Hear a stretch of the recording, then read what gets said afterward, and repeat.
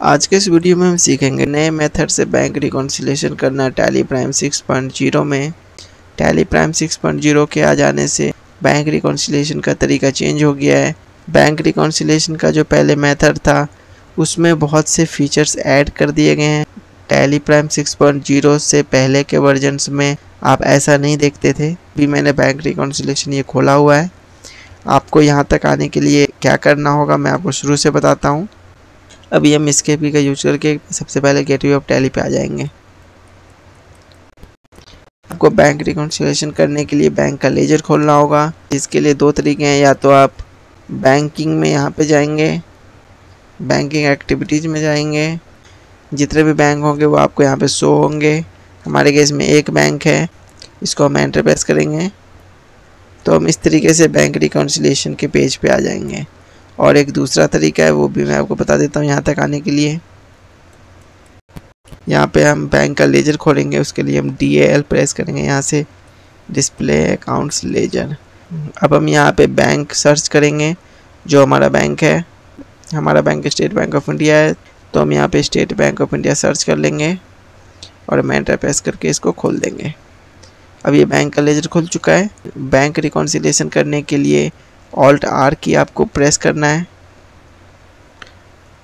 यहाँ पे आप देख सकते हैं प्रीवियस पीरियड, करेंट पीरियड, यानी कि ये है प्रीवियस मंथ और ये है करेंट मंथ। आप यहाँ पे अगर पीरियड चेंज करना चाहते हैं तो आपको F2 की करना है प्रेस। अब यहाँ से आप पीरियड को सिलेक्ट कर लेंगे। हम यहाँ से सिलेक्ट करेंगे 1/4/25 से 31/5/25।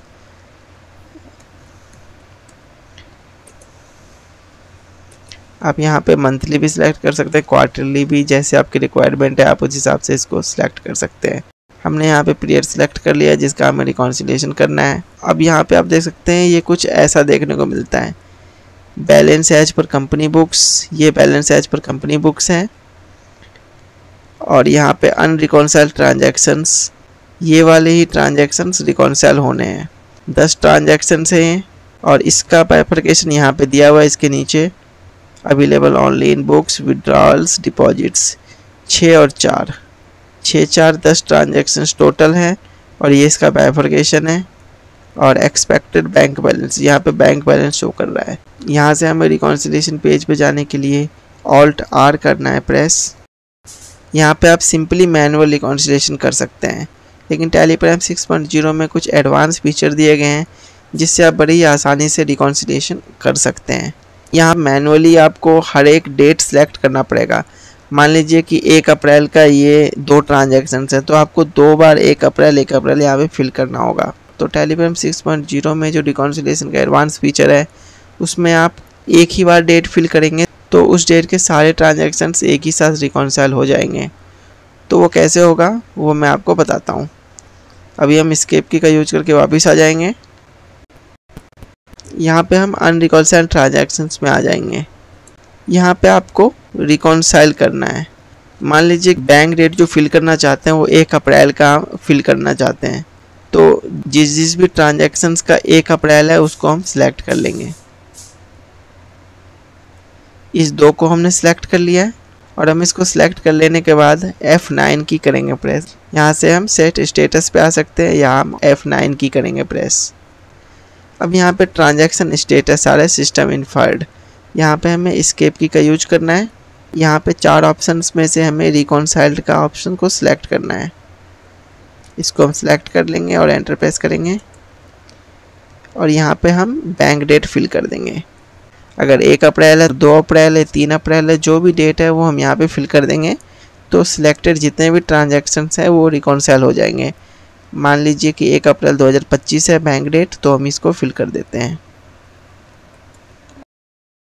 और हम एक बार और एंटर प्रेस करके इसको एक्सेप्ट कर देंगे। तो ये एक्सेप्ट हो चुका है। अब आप देख सकते हैं 1 अप्रैल के ट्रांजैक्शंस यहाँ पे शो नहीं हो रहे अनरिकॉन्साइल्ड में।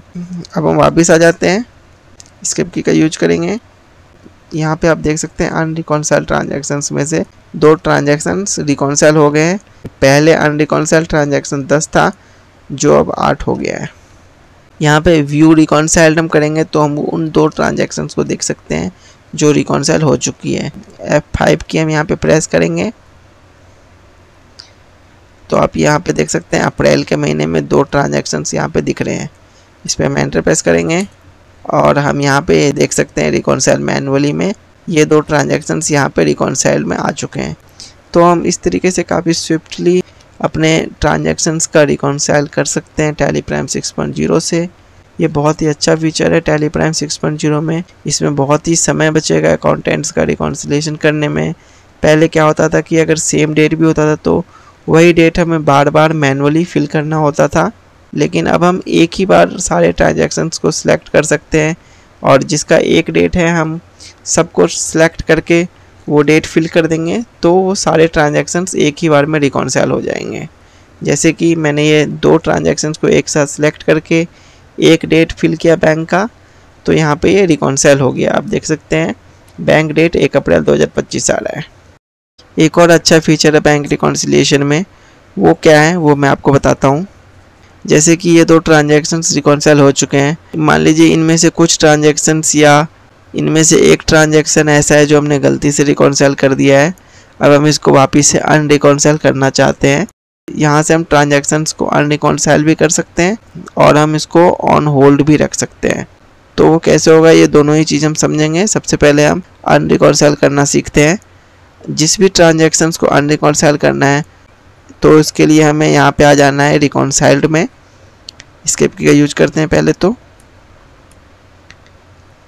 हमें व्यू रिकॉन्साइल में आ जाना है। उसके लिए व्यू रिकॉन्साइल में आके जिस भी मंथ का है उस पर हम आ जाएंगे। तो जो भी ट्रांजैक्शन रिकॉन्साइल हो चुका है उसको हम सिलेक्ट करेंगे, जिसको हम सिलेक्ट करना चाहते हैं। अगर और भी ट्रांजैक्शंस है तो हम उन सबको सिलेक्ट कर सकते हैं। किसी भी ट्रांजैक्शन को सिलेक्ट करने के लिए हमें स्पेस की का यूज करना है। मान लीजिए कि हम एक ट्रांजैक्शन को अनरिकॉन्साइल करना चाहते हैं, वो ये ट्रांजैक्शन है कैश का 1 अप्रैल 2025 का 50,000 रुपये का, और हम इसके बाद F9 की करेंगे प्रेस और यहाँ पे ट्रांजैक्शन स्टेटस आ रहा है रिकॉन्साइल्ड। यहाँ पे हम एस्केप की का यूज करेंगे। यहाँ पे हम इसको सिस्टम इन्फर्ट सेलेक्ट करेंगे और हम एंटर प्रेस कर देंगे और हम एक्सेप्ट कर देंगे। तो यहाँ से आप देख सकते हैं ये रिकॉन्साइल से हट चुका है और अब ये अनरिकॉन्साइल हो चुका है। अब मान लीजिए हम ये 10,000 रुपये को रिकॉन्साइल से हटा के ऑन होल्ड रखना चाहते हैं, तो हम इसके लिए हम इसको सिलेक्ट कर लेंगे। अगर मल्टीपल ट्रांजैक्शंस है जिसको हमें होल्ड करना है तो उन सबको हमें सिलेक्ट कर लेना है स्पेस की का यूज करके, और सिलेक्ट कर लेने के बाद हमें F9 की प्रेस करना है और इसके बाद हमें यहाँ पे ट्रांजैक्शन स्टेटस में एस्केप की का यूज करना है और यहाँ से हमें ऑन होल्ड को सिलेक्ट करना है और यहाँ पे कुछ कमेंट लिखना चाहते हैं तो हम ये लिख सकते हैं, अदरवाइज हम इसको खाली भी छोड़ सकते हैं। एंटर प्रेस कर देंगे यहाँ पे और एक्सेप्ट कर देंगे। तो आप ये देख सकते हैं ये दोनों ही ट्रांजैक्शंस रिकॉन्साइल से हट गए हैं और अब हम एस्केप की का यूज करके वापस आ जाएंगे और आप देख सकते हैं वापस से 10 ट्रांजैक्शन शो हो रहे हैं यहाँ पे जो कि अनरिकॉन्साइल्ड है। तो हम इन पे आ जाएंगे, फिर से एंटर प्रेस करेंगे और आप ये देख सकते हैं जो होल्ड है उसके नीचे ऑन होल्ड लिखा आ रहा है और जिसको हमने सिस्टम इन्फर्ट किया था इसको यहाँ पे ऑन होल्ड लिखा नहीं आ रहा है। तो यहाँ पे सारे ही ट्रांजैक्शन सभी अनरिकॉन्साइल्ड है। अभी हम इन सभी को रिकॉन्साइल करेंगे। मान लीजिए कि ये ट्रांजैक्शन, ये ट्रांजैक्शन, ये ट्रांजैक्शन और ये वाला ट्रांजैक्शन, ये सभी 2 अप्रैल को पास हुए हैं बैंक में। तो हम इन सभी को सिलेक्ट करेंगे। अब हम F9 की करेंगे प्रेस यहाँ पे और हम यहाँ पे ट्रांजैक्शन स्टेटस में एस्केप की का यूज करेंगे और हम यहाँ पे रिकॉन्साइल्ड को सिलेक्ट करेंगे। एंटर प्रेस करेंगे। हम यहाँ पे बैंक डेट फिल कर देंगे 2/4/2025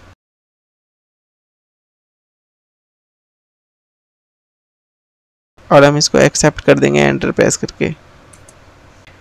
तो वो सारे ट्रांजैक्शंस रिकॉन्साइल हो चुके हैं। अब ये रिमेनिंग ट्रांजैक्शंस बचे हैं। मान लीजिए कि ये वाला ट्रांजैक्शन 2 अप्रैल में हुआ है तो हम इसको सिलेक्ट करेंगे। यहाँ से हम F9 की करेंगे प्रेस।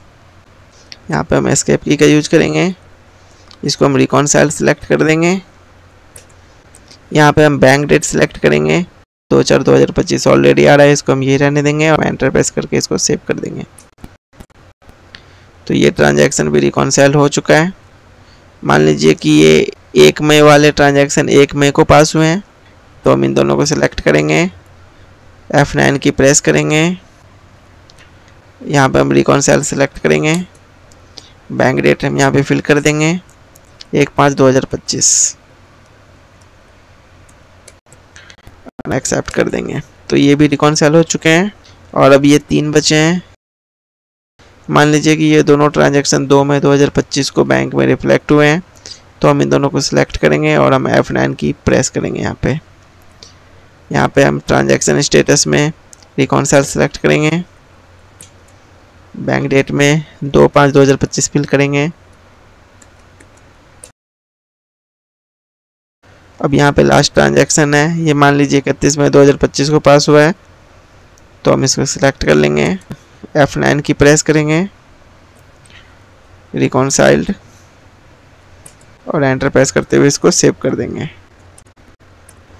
तो यहाँ पे आप देख सकते हैं सारे ट्रांजैक्शन रिकॉन्साइल हो चुके हैं। अब हम एस्केप की का यूज करके वापस आ जाएंगे। Balance as per company books और बैलेंस एज पर बैंक, ये दोनों ही सेम अमाउंट आ चुका है और अनरिकॉन्साइल्ड ट्रांजैक्शंस में कोई भी ट्रांजैक्शन शो नहीं हो रहे इस पीरियड में। तो आज की इस वीडियो में हमने नए मेथड से बैंक रिकॉन्साइल करना सीखा है टैली प्राइम 6.0 और उसके आगे के वर्जन्स में, जिससे आप बहुत ही आसानी से और तेज़ी से बैंक रिकॉन्साइल कर सकते हैं टैली प्राइम में। ऐसे और भी इंफॉर्मेटिव वीडियोस के लिए चैनल को सब्सक्राइब करना ना भूलें।